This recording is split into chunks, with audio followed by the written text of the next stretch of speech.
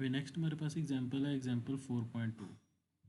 इसमें वो बात क्या कर रहा है, a program is required to read a customer name, a purchase amount and a tax code. एक प्रोग्राम है जिसने रीड करनी है तीन चीज़ें, मतलब कस्टमर नेम को रीड करना है, परचेज अमाउंट, लाइक ये एक basically like real life example हो सकती है, एक अच्छा प्रोग्राम है। कि कस्टमर का नाम रीड करना है प्रोग्राम ने, फिर उसने कितने की ख़रीदारी की है, परचेज अमाउंट वो रीड करनी है, फिर उसने उसका टैक्स कोड रीड करना है उस पर उसके साथ जितना है।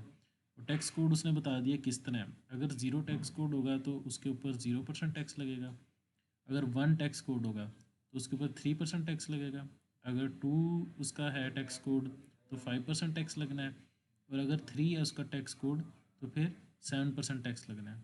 फिर वो क्या कह रहा है कि प्रोग्राम मस्ट कंप्यूट दी सेल टैक्स, फिर वो सेल्स टैक्स को कैलकुलेट करेगा।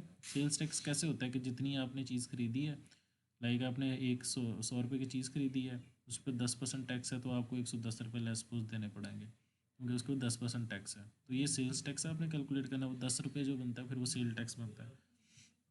और उसने क्या है, टोटल अमाउंट आपने उसकी फाइंड करनी है, print customer name, purchase amount, sale tax and total amount. तो अब देखें इनपुट क्या हमारे पास इसमें, इनपुट है यहाँ पे कस्टमर नेम इनपुट होना है, customer name, purchase amount input है, एंड टैक्स कोड, और टैक्स कोड इनपुट है।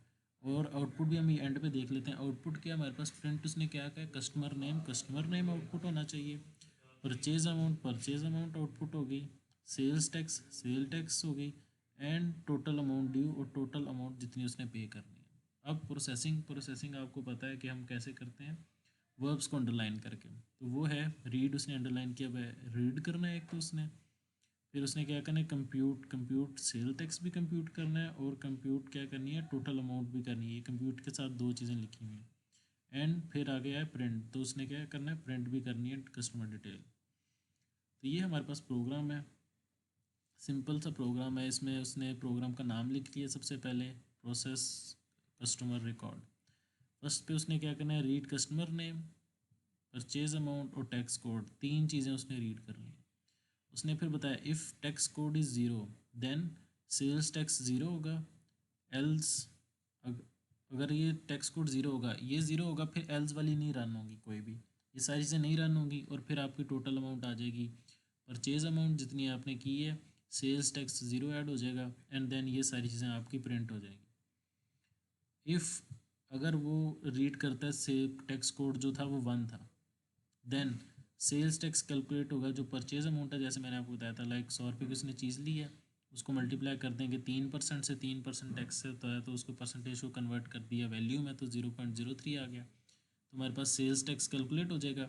और फिर ये आगे वाले नहीं रन होंगे क्योंकि ये हमारे पास ये बात सच हो गई है, ये रन हो गया, एल्स वाली फिर रन नहीं होगी, और फिर अगेन ये वाली चीज़ रन होगी, परचेज अमाउंट आएगी, सेल्स टैक्स आएगा, एंड देन प्रिंट हो जाएगा।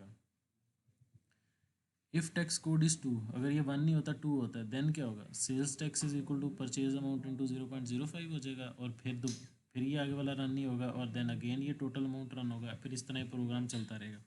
और एल्स क्या एक लास्ट चीज़ रह गई है कि जी आपकी परचेज जो टैक्स कोड एक आखिरी बच गया है, ये 3 वाला, इसका उसने यहाँ पे लिखा नहीं है क्योंकि उसने यहाँ पे 2 लिख दिया, 2 के बाद एक सिर्फ 3 रहता है, तो उसने एल्स के साथ ही लिख दिया कि एल्स जो है वो ये हो जाएगा, अगर ये भी नहीं सच, ये भी नहीं सच, ये भी नहीं सच, तो आखिरी ये वाला रन होगा, and then and if okay, total amount calculate हो जाएगी, परचेज अमाउंट 100 रुपया प्लस सेल्स टैक्स जितना बनेगा, एंड देन वो प्रिंट हो जाएगा आपके पास ये नाम। तो ये हमारे पास एक सेकंड एग्जांपल थी इफ़ की, इफ़ स्टेटमेंट की 4.2।